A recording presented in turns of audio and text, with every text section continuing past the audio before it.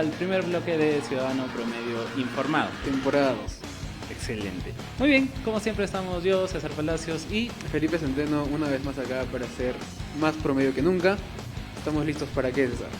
primero para densear con nuestro primer bloque. Vamos a volver a hablar un poco de todo. No vamos a dejar completamente de lado los temas políticos, pero sí queremos ahondar y profundizar en otros temas, relacionarlos y poco a poco poder traer dentro de este programa nuevas cosas, nuevos temas que puedan ser de interés general. ¿Qué es lo que vamos a ver en este primer bloque, Felipe? Bueno, hemos decidido comentar un ensayo escrito por quién, por el gran Jorge Luis Borges. El ensayo se titula La duración del infierno y trata básicamente de una exposición sobre la conceptualización del infierno y algunas discusiones en torno a su eternidad. Pero no nos vamos a quedar ahí porque sabemos que generar un análisis vacío, tal vez explicando cuáles son los argumentos principales de este ensayo, podría ser como no tan útil, ¿cierto? Además que es Borges, ¿no? Sí, bueno, o sea, quien lo lea ya creo que tiene suficiente como para densear ahí, no sé, tratar de entenderlo. Pero lo que vamos a tratar de hacer ahora es vincular un poco esta explicación sobre el infierno y vamos a vincularlo con los discursos políticos que tenemos en la actualidad. Sí. Lo que vamos a hacer, como decía Felipe, es ya iniciar desde el saque algunas cosas, algunas ideas que surgen dentro de este ensayo de Borges y darnos cuenta que hay cosas que se repiten, ¿no? Quizás nosotros somos Sísifo cargando políticos y es que siempre hay cosas que se repiten a lo largo de los discursos políticos en nuestro querido Perú, la capital mundial del meme. ¿Quieres comenzar tú con una primera idea o quieres que yo comience? Comienza tú. Ok. Una de las primeras cosas que nosotros vamos a ver dentro de este ensayo de Borges y que podemos analizarlo directamente es que existen discursos que no es que sean anacrónicos, sino que perduran a lo largo del tiempo porque comparten ideas, sobre todo ideas conservadoras y que están muy ligadas al tema del odio, porque es básicamente lo que une a las personas con una misma ideología que tratan que cosas como, no sé, la religión, el conservadurismo o un modelo económico, del que hablaremos un poco más adelante, ¿no?, sea siempre el eje central del discurso que tienen. Voy a leer una parte que es en realidad un discurso del siglo II, que si nosotros ahora que lo escuchemos, podría ser un discurso de López Aliaga, ¿no? Nos dice que es básicamente un discurso del siglo II del cartaginés Tertuliano. Y leo: os agradan las representaciones, esperad la mayor, el juicio final. Qué admiración en mí, qué carcajadas, qué celebraciones, qué júbilo, cuando vea tantos reyes soberbios y dioses engañosos doliéndose en la prisión más ínfima de la tiniebla, tantos magistrados que persiguieron el nombre del Señor, derritiéndose en hogueras más feroces que las que azuzaron jamás contra los cristianos, tantos graves filósofos ruborizándose en las rojas hogueras de sus auditores ilusos, tantos aclamados poetas temblando no ante el tribunal de Midas, sino de Cristo, tantos actores trágicos más elocuentes ahora en la manifestación de un tormento tan genuino. Muerte a Castillo, muerte a Cerrón, muerte al comunismo. Obviamente esta última parte no es lo que dijo Tertuliano, pero cabe muy bien dentro de este discurso y de esta forma en que se enarbolan los discursos políticos en la actualidad, tan a la par como un discurso del siglo II. Sí, creo ahí precisar algo importante, ¿no? El discurso que elabora Borges en torno al infierno es la idea principal de que es un dolor eterno y se siente muchísimo la idea de una separación entre los beatos y los pecadores. Y esto también lo podemos ver reflejado en casi todos los discursos políticos. Un discurso político termina por generar, en este caso, una especie de religión más pequeña, en la que encontramos, por ejemplo, un dios, que en el caso de Castillo podríamos llamar una religión, una estatolatría, o sea, una religión que adora al Estado, y en el caso de Keiko Fujimori tal vez una religión que, bueno, también bastante autoritaria, también con bastante incidencia en el Estado, pero con un corte muchísimo más de libre mercado, ¿no? Digamos, el dios de la mano invisible, etcétera. Pero acá el punto también es que la forma en la que está relatado lo que acaba de leer César nos demuestra algo clarísimo, y es que el hecho de que yo pueda separar a beatos de pecadores hace que cuando yo, como Mesías, si quieren, o sea, en plan, somos nosotros Keiko, nosotros Cerrón, lo que hacemos es, una vez que yo llego al poder como Mesías y me siento a la mano derecha de Dios Padre Todopoderoso, lo que hago es darle el beneficio a las personas que me han estado acompañando, es decir, los santos me acompañan. Y eso creo que se puede ligar mucho con esta idea de, pues, que quien está en contra mío, que arda en el infierno, y quien está a favor mío, que, pues, bienvenido sea, y a ver qué hacemos, ¿no? Claro, lo que declara además una intención de proclamar cierta superioridad, ¿no? Yo soy lo suficientemente bueno, entre comillas, como para poder desear la muerte a alguien y que ésta se considere justa, se considere necesaria, como lo que sucedió con Rafael López Aliaga, deseando la muerte a alguien, siendo él pro vida incluso, ¿no? Que eso quizás sería una discusión aparte, ¿no?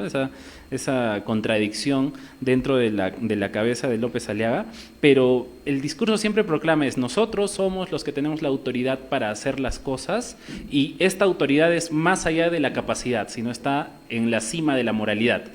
Y ahí es un punto muy importante porque justo es, claro, la separación entre beatos y pecadores demarca una idea moral intrínseca, ¿no? Es decir, yo necesito que tú entiendas lo que es bueno para mí y que tiene que ser replicado en absolutamente todos, frente a un modelo de actitudes que pueden ser consideradas negativas y que deben arder en el infierno.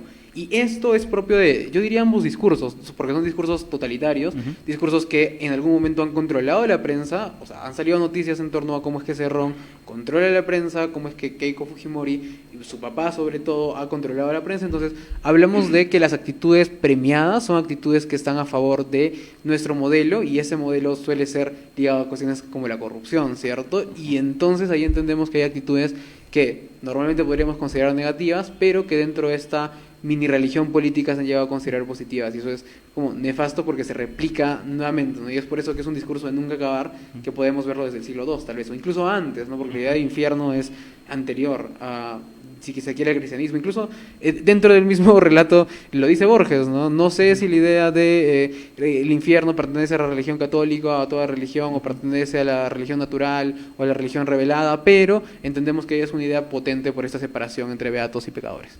Sí, y esto nos lleva a que las conductas que tienen las personas que siguen estos políticos sean conductas que se ven de la misma forma en los cultos religiosos, ¿no? Ya no hay cuestionamiento porque se entiende que lo que me dice mi Mesías Keiko, mi Mesías Cerrón, es la verdad. O Castillo, ya para que no se molesten. Claro, entonces esta forma de conducta anula un poco el cuestionamiento frente a las otras cosas, porque nosotros entendemos que existe un modelo económico al que le vamos a rezar, que queremos conseguir, que será nuestra salvación, y que la persona que es ahora nuestro candidato presidencial es nuestro Mesías que viene a salvarnos. ¿Hay cuestionamientos frente a esto? No. Y si no hay cuestionamientos, que hay una defensa a ultranza de lo que consideramos que es bueno. Y ahí es donde vienen las grandes peleas entre las personas. Claro, y justamente es que se traduce, ¿no? Porque las ideas religiosas terminan no solamente por... A ver, yo tengo un cierto conflicto con el tema de decir que una religión es siempre irracional, porque considero que la teología natural, por ejemplo, es una rama de la filosofía que nos lleva a pensar en que la religión puede ser razonada, pero sí concuerdo en la idea de que los dogmas religiosos incuestionables, es decir, la falta de crítica hasta ciertos puntos, termina por generar una idea, impositiva, ¿no? Yo creo que acá los dogmas religiosos son clarísimos. Para el caso de Castillo Cerrón, el dogma religioso es el marxismo-leninismo, y para el caso de Keiko Fujimori es una libertad, entre comillas, no la libertad de mercado, pero subyugada a ciertas cuestiones medias, diría yo neoconservadoras, pero no sé si me estoy arriesgando con el término, porque es una corriente política distinta también.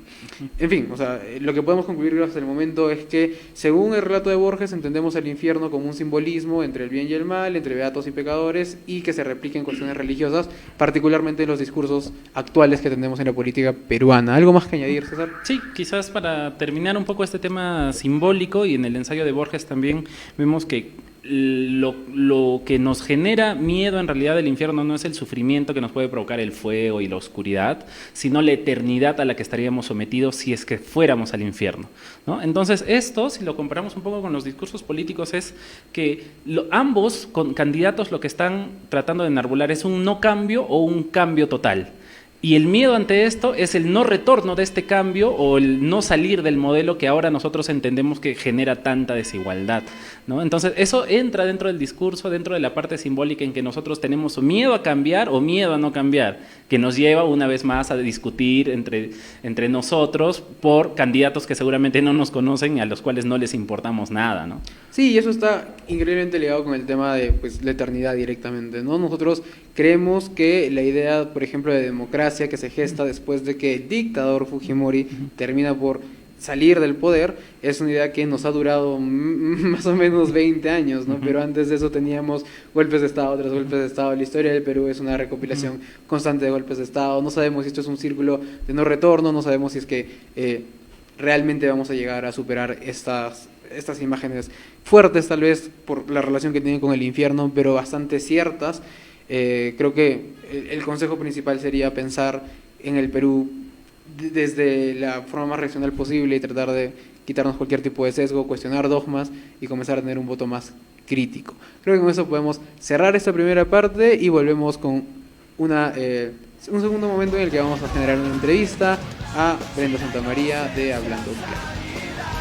El mundo está infectado, si la inocencia sana, la mente enferma está, si la inocencia es sanidad.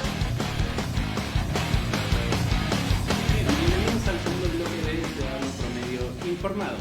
Y en este segundo bloque vamos a compartir con Brenda Santamaría, que es estudiante de Derecho de la PUC. Ella es la creadora de una página, de una iniciativa llamada Hablando Claro, que es una página de Instagram que busca difundir información y concientizar a la población sobre la importancia de conocer lo que sucede a nuestro alrededor, específicamente coyuntura política, de manera sencilla.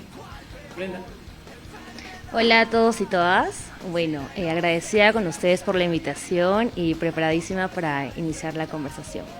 Excelente, Brenda. Bueno, lo que queríamos en realidad comenzar con dos temas principales. Queríamos preguntarte cómo surge esta iniciativa, porque al menos no sé si mucha gente está realmente interesada en política, ¿no? Últimamente hemos visto el tema, por ejemplo, de las marchas con Merino, de toda la población, sobre todo jóvenes, salieron cómo ejercer sus derechos y tal, pero eventualmente esta ola ha empezado a disminuir y la gente se olvida cada vez más sobre temas políticos. Entonces, me preguntas, ¿cómo surge esa iniciativa y cómo se está manteniendo hasta ahora? ¿Cómo lo están llevando? Claro. Es una pregunta muy interesante en realidad, porque todo comenzó en el año 2000. Bueno, siempre yo tenía esta necesidad, o al menos esta iniciativa de querer hacer algo con mi carrera, ¿no? Entonces yo entendía muchos términos jurídicos, por ejemplo, y en mi familia me decían como que, pero no entiendo.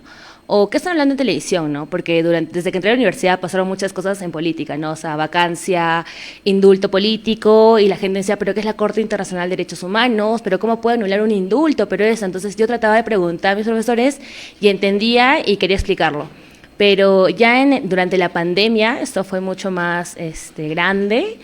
Mucha gente tenía mucha desinformación respecto a lo que pasaba, ¿no? En realidad creíamos que el Estado hacía bien su trabajo, pero en realidad no lo hacía, o no entendíamos muy bien por qué el Congreso actuaba de cierta manera. Entonces, prácticamente iniciaba este proceso de vacancia por incapacidad moral, por acusaciones a Vizcarra, recuerdo.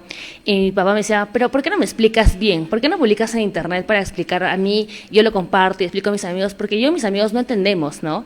Y yo como que, buena idea. Entonces, un día con una gran amiga estábamos almorzando y le comento la idea y me dice, oye, sí, hay que hacerlo, que no sé qué. Y le comento la idea y le dije, tengo esta necesidad de explicar lo que al menos, lo poco que sé, ¿no? Porque tampoco soy sabelo todo, pero de lo poco que sé puedo ayudar un poco con combatir la desinformación y bueno, si la gente pues entiende, bien, y si no, seguiremos informando y veremos cómo avanzar.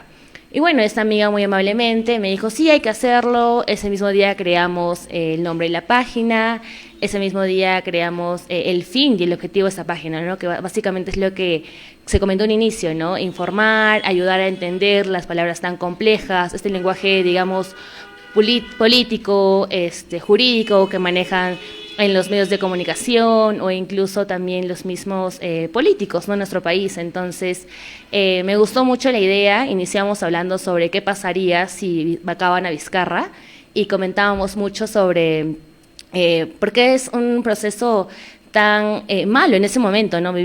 Seguimos una crisis de salud, una crisis sanitaria, y nos metieron en una crisis política más, ¿no? Pero previamente a que suceda la crisis, previamente a que lo vaquen, ya estábamos yo y Analu, esta amiga, hablando sobre qué pasaría si lo vacaban, dando como que especulaciones, ¿no? Que de cierta manera se cumplieron algunas, pues, ¿no? Más desestabilidad política y, bueno, mucha pena también para el país, ¿no? Y eso fue la razón por la cual también salimos a marchar.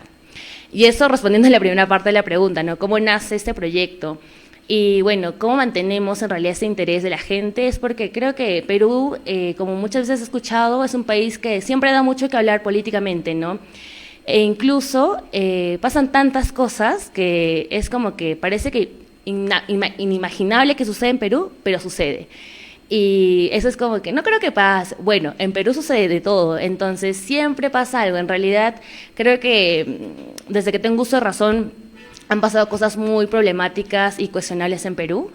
Y respecto a política, pues siempre he tenido este interés particularmente de involucrarme, entender qué pasa, cómo lo manejan, y hasta que, bueno, hasta ahora no lo comprendo totalmente, pero sí busco la manera de que lo poco que pueda yo saber o conocer por la carrera que estoy estudiando y por ese acercamiento bastante próximo que tengo a la política, pueda transmitirlo, ¿no?, a las demás personas.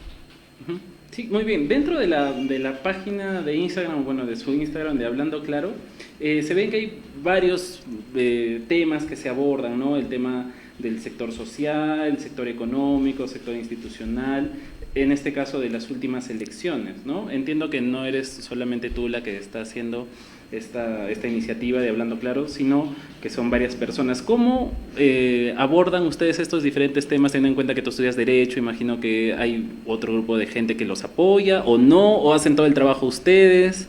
¿Cómo ven estos temas? Bueno, es una pregunta también bastante interesante, porque inicialmente comenzamos yo y Analu, pero luego para las elecciones pasó el tema de Merino y bueno, era notable, ¿no?, por redes y el círculo bastante cercano de amigos que tengo, porque ese es el círculo en redes nomás que tenemos. Había bastante desinformación y decían tenemos que informarnos más, y muchos hablaban de informarnos más, pero no se encontraba la manera, ¿no? Se dice hay que informarnos, sí hay que hacer esto, pero el cómo no existía. Entonces yo le dije a Analu, tenemos que incidir más en esto, ¿no? O sea, ya se vienen elecciones y bueno, particularmente en ese momento todos los candidatos parecían, bueno, eran totalmente malos, entonces eran como que tenemos que informar a ver a quién rescatamos de toda esta lista, ¿no? Entonces yo particularmente publiqué en mi página, bueno, en mi red social en Instagram, y puse, estoy pensando que nos juntemos en un grupo de estudiantes o simplemente amigos, de 10, 15 personas, para que podamos leer cada plan de gobierno y podamos pues comentar qué nos parece. Y la idea es que, como yo tengo bastantes amigos que no solamente estudian Derecho, sino Economía, Ingenierías, entonces Administración, entonces diversas carreras, era como que vengan todos, ahí quienes puedan, y un montón de gente me respondió la historia y me dijo, yo me apunto. Entonces yo anoté todos sus nombres, y ya en enero aproximadamente, casi a fines, les convoqué una reunión y les dije la idea, ¿no? La idea es reunirnos, bueno, tal vez semanalmente, quincenalmente, y vengamos leyendo este proyecto, ¿no? Pero eran 21 partidos, bueno, eran 23 partidos, pero 21 que tendrían candidato presidencial, entonces era bastante la labor, y dijimos, ¿por qué no mejor separarnos, ¿no? Tú hablas de un partido, tú hablas de otro partido, ya, perfecto. Y éramos alrededor de 18 personas. Luego, un amigo muy cercano me dijo, yo pertenezco a un centro de estudiantes dentro de la universidad también, y tiene una comisión política y nos gustaría ayudar, no sé si te parece. Ya, perfecto. Como me comuniqué con la presidenta de este centro de estudiantes, que casualmente también era Huancayo, entonces me dijo, podemos hacerlo. Y bueno, ¿en qué quedamos? En resaltar las propuestas más importantes o que llamaban la atención de cada sector económico, social, institucional, y bueno, lo que encontremos en cada plan de gobierno para publicarlo. Y al decir dónde publicar, dijimos, bueno, hay que publicarlo por Hablando Claro. Claro, tiene muchos seguidores, entonces por ahí podría ser un buen alcance. Y creo que en un inicio sí tuvo bastante alcance, porque empezamos hablando de las hojas de vida, ¿no?, de cada candidato o candidata.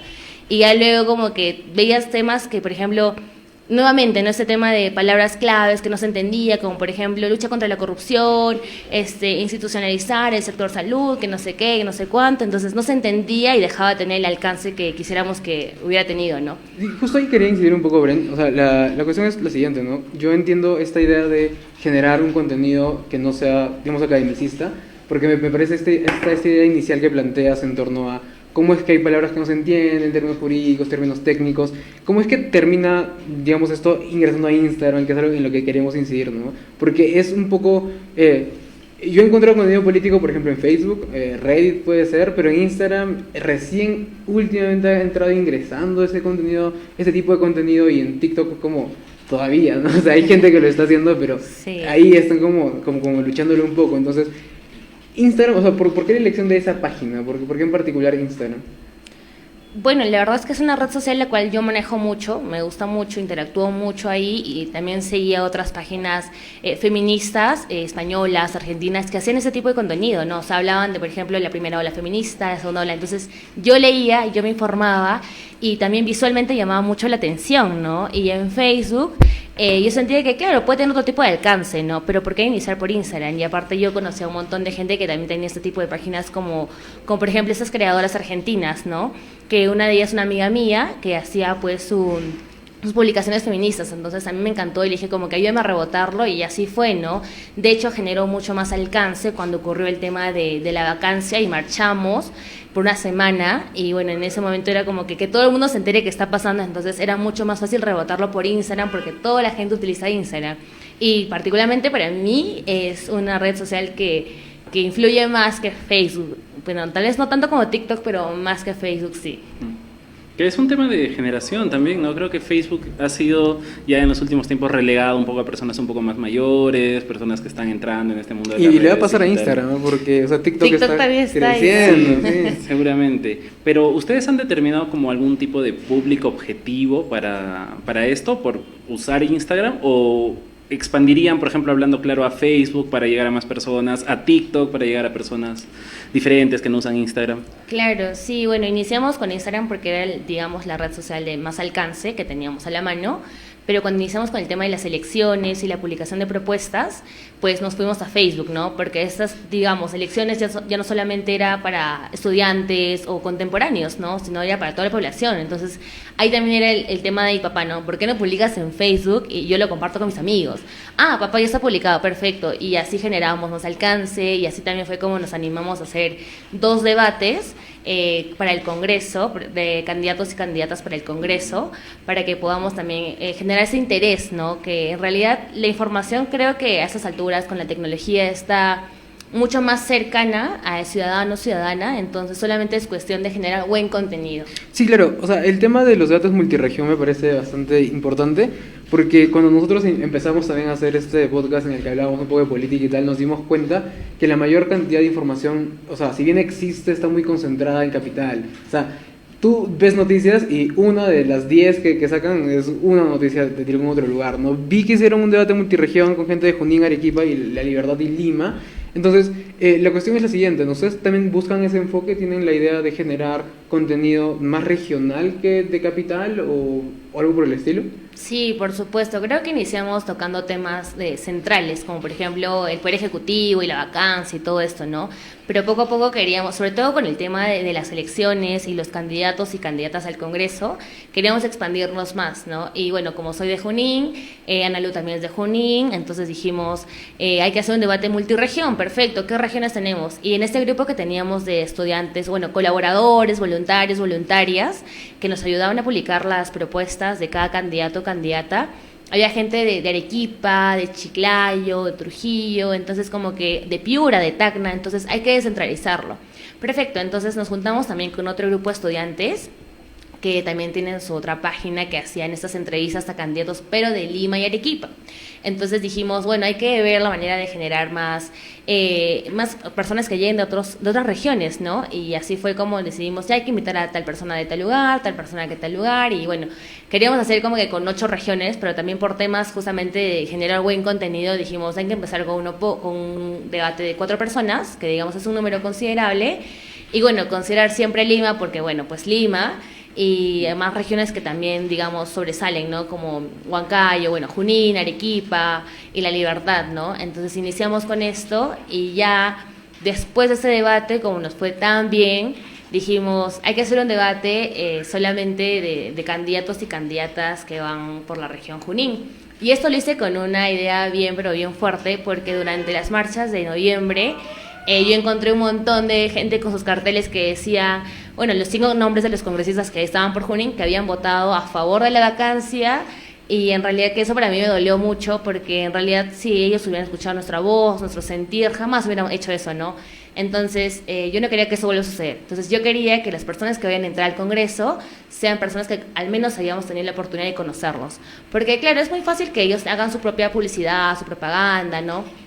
Pero no necesariamente van a sentirse incómodos cuando les hacen ciertas preguntas, porque ellos mismos generan esos debates o esos espacios, ¿no? Entonces, al hacer este debate, que invitamos aproximadamente, si no me equivoco, eran 4 partidos, y 2 a 3 candidatos por cada partido. Y bueno, me parece que solamente uno de ellos, entró pues como el más votado todavía de Junín. Y bueno, ahí está, pero ya lo conocemos, fuimos, como dijo una amiga, fuimos su colchón de votos. Pero ahí está. Esta también es una gran responsabilidad sí, la tuya. Y creo que se logra un poco el objetivo de pues concientizar, generar la información hacia todos lados, ¿no? Pero ¿qué tal la experiencia con los congresistas, ¿no? O sea, ¿ha sido realmente sustancioso el debate o fue como el debate en Chota de Keiko y Castillo? O sea, puro insulto o de verdad propuestas, debate. Bueno, el primer debate que organizamos, bueno, no era un ataque pues entre debates porque no debatían y no competían, digamos, por el mismo público, no eran diferentes regiones. Entonces, pero sí tiraban ciertas cositas, como siempre cada debate tiene sus ciertos ataques por partidos, ¿no? O sea, recuerdo claramente que una candidata que me parece que postulaba por Avanza País le dijo a un candidato que postulaba con Somos Perú, le dijo, ¿por qué Vizcarra se vacunó? Y fue como que, y el candidato que tiene que saber eso, ¿no? O sea, fue una pregunta bastante rara, y el candidato dijo, bueno, él habrá cometido, ¿no? Pero a mí me parece que hay preguntas que se pueden mejorar, y por ejemplo, ella pudo haber hecho como que, ¿cómo puedes postular o cómo no te has pronunciado en contra de la postulación de Vizcarra, ¿no? Sabiendo que se ha vacunado, entonces le preguntó simplemente cómo Vizcarra se pudo vacunar, y fue como que, bueno... Y luego recuerdo que él le respondió diciéndole, ¿qué opina? O sea, que nos da a entender que el candidato Hernando de Soto se iba a vacunar en extranjero y cosas así, ¿no? Pero bueno, ese debate fue, digamos, suave, ¿no? Suave en ese sentido. Pero el debate que hicimos solamente por la región Junín sí fue bastante interesante y no, muy, muy bonito. A mí me encantó porque solamente, y muy lamentablemente, solamente 2 mujeres nos aceptaron. Y teníamos un tema muy principal que era el enfoque de género en la educación. Queríamos preguntarle cómo ellos iban a trabajar, considerando que Junín es una región altamente violenta y peligrosa para tantas mujeres. Y bueno, entonces comentábamos sobre ese tema, introducimos el tema.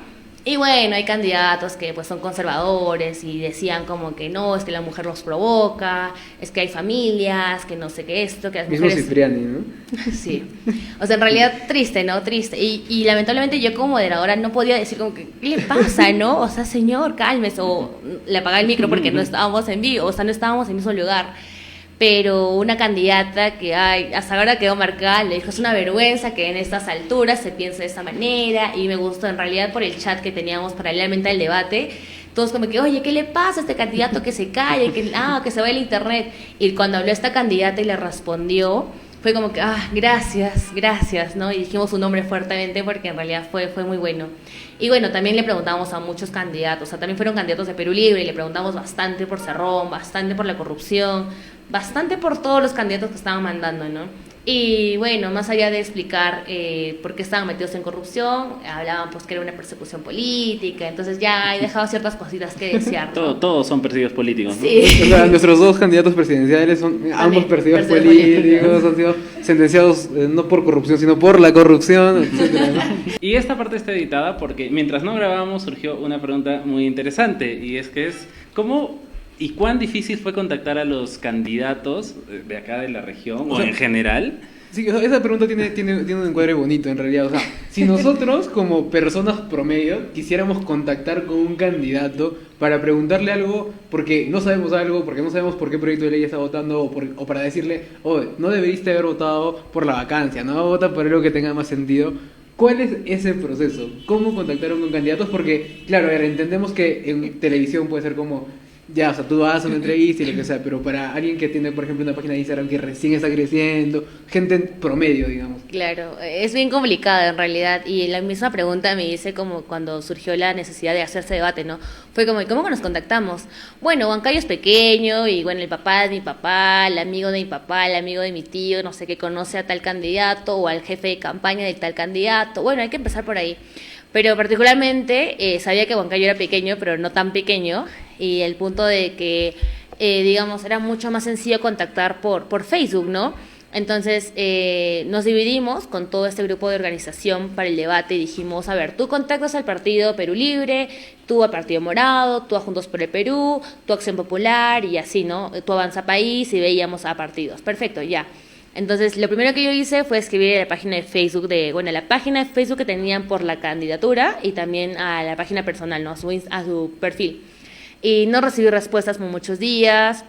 El debate se acercaba, teníamos que hacer el anuncio de quiénes iban a ¿De qué pasar. candidatos no había respuesta? Y ya, las primeras personas que nos respondían claramente eran los números 6, 5 de cada partido, ¿no? Por ejemplo, recuerdo que, no recuerdo exactamente, Omar me parece que se llamaba el de candidato de Perú, de Partido Morado, Omar, Eliet, al toque nos respondieron, porque eran pues número 4 o 5, ¿no? O sea, requieren visibilidad, ¿no? Pero el uno, a ver, hablamos de Illich, hablamos de Raimundo, que ahora es congresista, pues no te respondían, ¿no? Y tuve la oportunidad de conversar con el jefe de campaña de Raimundo y me dijo, no podemos exponer al doctor o al ingeniero, no recuerdo qué nombre le dio, ¿no? Y es complicado porque ya estamos a puertas de las elecciones, estamos en un nivel que podemos ganar, que podemos entrar, entonces no queremos exponerlos a estos espacios. Y sinceramente yo me quedé muy así como que, qué vergüenza, ¿no? Porque decepcionada, porque sí esperábamos de que un candidato, entre quien entre, tenga la valentía de mostrar sus ideales, su postura frente a cualquier tema en un debate, ¿no? Y por qué no compartirlo con el público. Entonces fue como que, bueno. Y bueno, mandamos un montón de mensajes también, por ejemplo, a Pedro Morales, particularmente no me respondió, no sé si llegó a contactarse con otra compañera que también lo estaba buscando, pero quien sí se respondió y bien, y ahora también ingresado como candidato fue Waldemar Cerrón, increíblemente, porque también era el número 1, ¿no?, de Perú Libre. Y en ese momento pues decían, bueno, Perú Libre, que va a ganar, porque ni figuraba en las encuestas, ¿no? Y como que con recelo también invitamos a gente de Perú Libre, porque decíamos, no creo que gane, pero es un partido de Huancayo, entonces hay que invitarlos, ¿no? Pero ahí está, ganó y ahí está, y estuvo, y habló, y conversó, y por ese lado bien, ¿no? Que se expongan, de que estén ahí conversando sobre sus temas. Pero por otro lado, pues también una candidata nos falló, que me parece que era Gina Cuyutupa, del número 2 de Avanza País, ¿no? Ay, lo más gracioso, el candidato del número 1 de Avanza País me acabó el debate y me agradeció, ¿no? Me dijo, gracias por el espacio, no sé qué. Y me dijo, realmente espero que se informen, no quisiera que Perú se convierta en Venezuela. Me dice, no, sí, señor, no se preocupe, muchas gracias. Y ahí nomás, ¿no? Y bueno, la verdad no sé por qué la candidata Gina nunca fue, porque yo particularmente me comuniqué hasta 3 veces con ella el mismo día para decirle, por favor, a las 5 de la tarde, hoy, sí, hoy está. Nunca estuvo. Y un día antes, o 2 días antes, me parece que Hernando Soto estuvo en Huancayo, ¿no? Y bueno, hizo su caravana y las 1000 cosas que hizo aquí en Huancayo, pero en realidad nunca vino y bueno, al final así quedó. Interesante estas experiencias, ¿no? ¿Y piensan hacer más de estos debates ahora con, o sea, personas que representen, por ejemplo, aquí en la región al partido o apoyen, o los jefes de campaña O los mismos regional? congresistas, ¿no? Que han entrado. Claro. Sí, de hecho me faltó comentarte algo interesante. Cuando hicimos el primer debate multirregión, invitamos al señor José Bendezú, o Eduardo Bendezú, que es el candidato número 3 de Perú Libre. Y un día antes, un sábado, recuerdo claramente, yo estaba ahí sentada, dijo, ya está todo listo para mañana para el debate multirregión. Me dice, no puedo ir porque mañana mi candidato Pedro Castillo va a venir y tenemos que hacer una campaña. Y yo dije, pero tú me has confirmado hace 2 semanas que te he llamado, esa semana también, y me dijiste que podías. Y me dijo, no, ahora no puedo yo. Bueno, y muy amablemente busqué a muchas personas que tuve amigos, amigas cercanas, por favor, ayúdame a otro candidato de Huancayo, por favor, que no sé qué, y así, ¿no? Así en crisis, porque faltaba un día para el debate y no tenía el candidato de Huancayo. Y gracias a Dios contacté con el señor Aristóteles Guamaní, que no entró, pero sí, muy amablemente me aceptó en esas 2 ocasiones, y también muy lamentable que a última hora lo hayamos invitado, porque nunca era no era como nuestro objetivo, porque queríamos ir con otros candidatos, ¿no? Pero muy amablemente le dimos el espacio, y también siempre ahí dialogando, pero fue como que nuestra carta de salvavidas. Y ya entrando a ese tema, y tal vez para ir cerrando esto, ¿qué opinas de la nueva contienda, no? Es decir, tenemos 2 candidatos que yo imagino, por lo que nos conocemos, que no estás de acuerdo con ninguno de los 2 en nada, y que como tal vez la mayoría de los peruanos, pero ¿qué piensas? O sea, ¿crees que algo bueno se puede rescatar del escenario político en el que estamos ahora? Para mí es un escenario muy lamentable, en realidad. Creo que poco o nada hemos aprendido de 200 años de independencia o tantos procesos electorales que nos han dejado con esta sensación de insatisfacción, ¿no? No es reciente que mi familia siempre dice, ay, nuevamente elegir por el mal menor, nuevamente, o votar como que, ay, obligados. Y es muy lamentable para ser la primera vez que voy a participar en un proceso electoral de elecciones presidenciales, ¿no? Pero, a ver, ¿qué puedo rescatar realmente? Es de que la desinformación es muy grande y en realidad toda esa situación viene desde, o sea, es como un engranaje, ¿no? Cada actor político, nosotros como ciudadanos, ciudadanas, los medios de comunicación, los estudiantes y bueno, los profesores, toda persona es un ser político y todos y todas contribuimos siempre con esta, generando desinformación o informando a la ciudadanía, ¿no? Y por ejemplo, a mí muy lamentablemente me pareció malazo que en la primera vuelta pues se truquea a cierta persona y se invisibilizó a otros candidatos, ¿no? Que increíblemente ahora nos han generado una gran sorpresa. Entonces, realmente no sé exactamente qué decir, qué podría rescatar de esto, pero sí concientizar de que todos y todas somos somos seres políticos y generamos siempre un impacto en la sociedad. Entonces, digamos algo, publiquemos algo, generemos desinformación o simplemente, no sé, en realidad hacer que nuestra opinión importe sobre las demás es hacer un acto político, ¿no?